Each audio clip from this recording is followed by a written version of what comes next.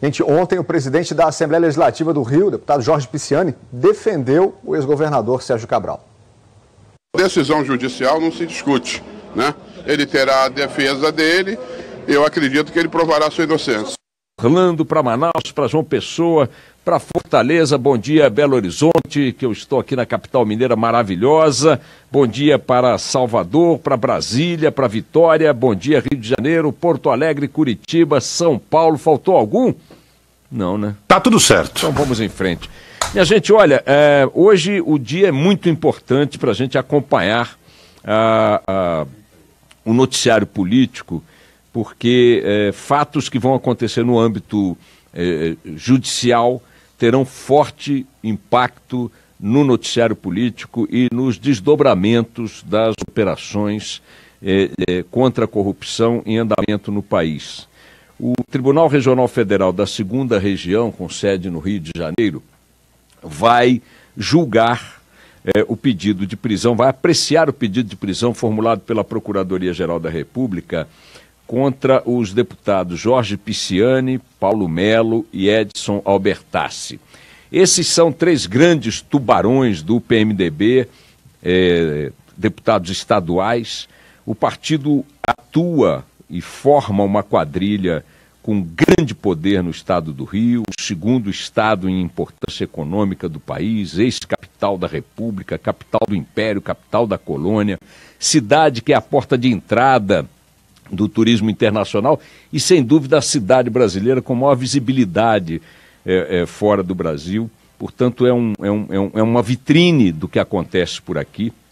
Esses 3 tubarões que integram a máfia do PMDB, comandada pelo hoje presidiário Sérgio Cabral, que também teve forte influência do hoje presidiário Eduardo Cunha, e que ainda tem solto no comando do Estado, espero eu, o futuro presidiário Pezão, governador do Rio.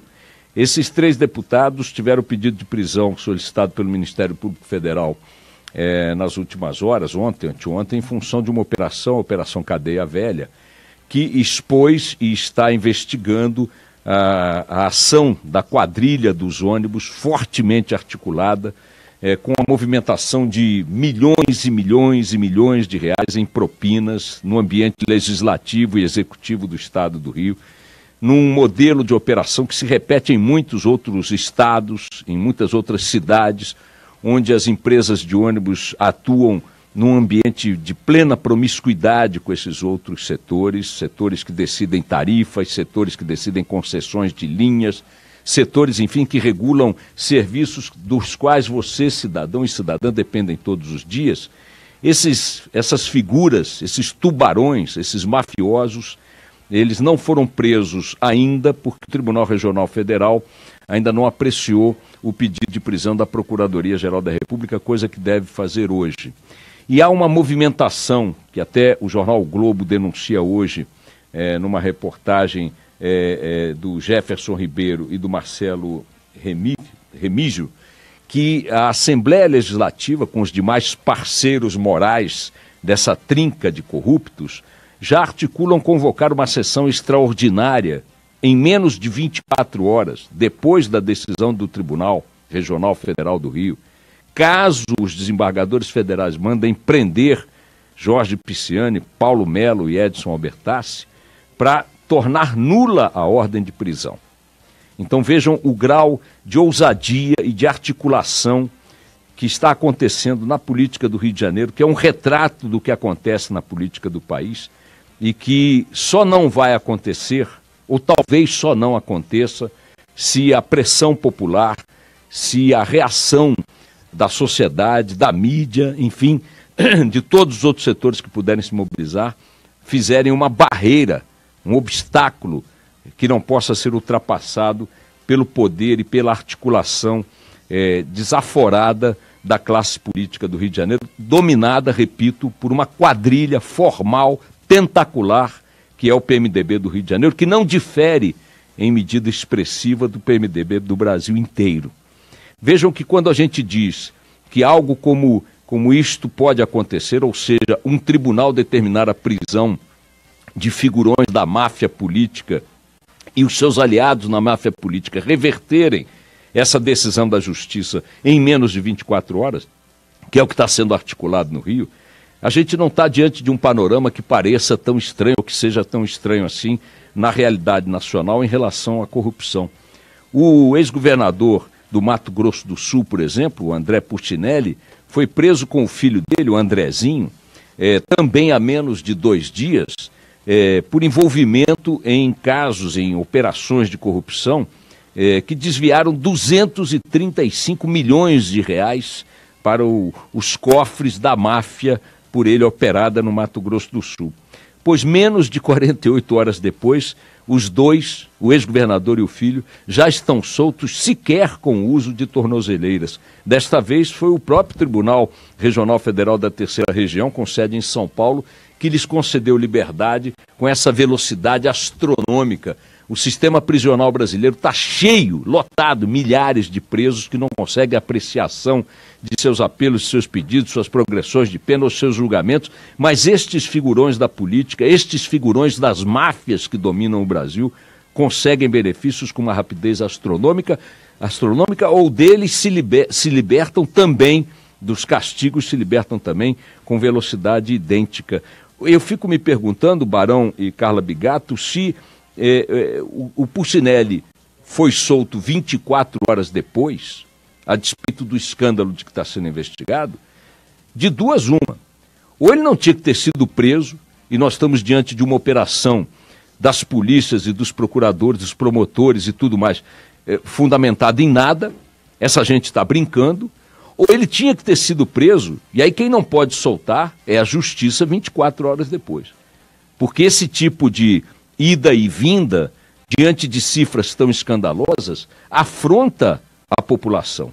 Um cidadão que está agora na fila de um hospital, está correndo atrás de um emprego, que está atolado atrás de dívidas, correndo atrás de prejuízos e tudo mais, dentro do ônibus, dentro do trem, esse cidadão não consegue fechar um raciocínio aceitável diante desses episódios, do que está acontecendo no Rio, do que acontece em Mato Grosso do Sul. Agora saiu a notícia, deputados caçados por corrupção, caçados pela própria Câmara por corrupção, por bandalheiras, continuam recebendo salários que vão de 8 a 23 mil reais por mês. Os 2 maiores salários são pagos a Roberto Jefferson, do PTB, figura central no caso do Mensalão, que vai todo dia para a televisão para arrotar moral e bons costumes nas campanhas do PTB, partido dele, e o outro, Pedro Correia, deputado caçado, está preso por corrupção apurada pela Lava Jato. A Câmara dos Deputados paga a essas figuras condenadas, caçadas por ela própria, 23 mil, 24 mil reais por mês. Você vai para a reforma ministerial que o Temer está preparando, e os jornais hoje noticiam que a reforma está sendo cirurgicamente montada para evitar que os deputados, ou os ministros, melhor dizendo, investigados pelas operações contra a corrupção, permaneçam nos seus cargos para preservar o foro privilegiado. Ou seja, não é uma reforma ministerial montada para recompor bases parlamentares ou para ajustar programas de governo, programas nacionais, ajustes de programas partidários. Não é uma reforma política, é uma reforma policial. Os ministros inamovíveis são e continuarão sendo os ministros que podem ser atingidos por investigações de corrupção, ou já estão atingidos por elas, mas que precisam do foro privilegiado que o cargo de ministro concede, porque assim entende o presidente da República. Pelo amor de Deus, isso é uma loucura. Quem é que está suspeito aí de ter roubado o cofre da viúva? Eu. Então você não vai ser demitido. Esse é o padrão. Então vejam, Rio de Janeiro, Mato Grosso do Sul, Brasília, Câmara dos Deputados, e por aí você vai. Hoje também, na Folha de São Paulo, uma reportagem do Fábio Fabrini e da Letícia Casado e do Reinaldo Turolo Júnior, diz que o ministro dos Esportes, Leonardo Pisciani, não por acidente filho do tal Jorge Pisciani, o quadrilheiro do Rio de Janeiro, movimentou negociações para levar para sua empresa de propaganda verbas de publicidade federais, segundo delação do marqueteiro do PMDB, Renato Pereira, feitas à Procuradoria-Geral da República.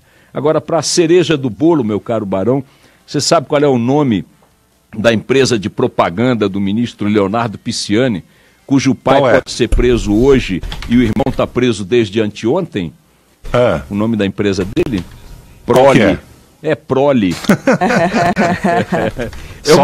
É uma empresa predestinada, é uma maravilha. Minha gente, olha, é muito importante que a gente continue botando a boca no trombone, gritando, berrando, porque o quadro que está se desenhando no Brasil lembra muito aquela tirada do escritor italiano Giuseppe di Lampedusa, né, em que ele disse, talvez com outras palavras, né, que tudo precisa mudar para continuar rigorosamente no mesmo lugar como está, tá certo? É isso que parece estar se configurando por aí. Vejam que todos esses exemplos que eu dei são exemplos de grandes movimentações que indicam a possibilidade de grande alteração no cenário, reforma ministerial, pedido de prisão, operação policial, denúncia de delator, não sei o que e tal, e que, no fundo, quando você espreme, o resultado disso aí é que tudo ficou no mesmo lugar.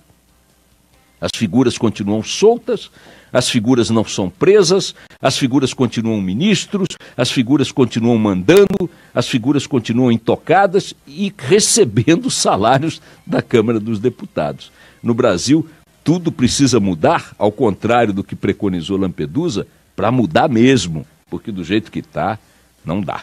Vamos nessa. Gente, ontem o presidente da Assembleia Legislativa do Rio, o deputado Jorge Pisciani, defendeu o ex-governador Sérgio Cabral. Decisão judicial não se discute, né? Ele terá a defesa dele, eu acredito que ele provará sua inocência.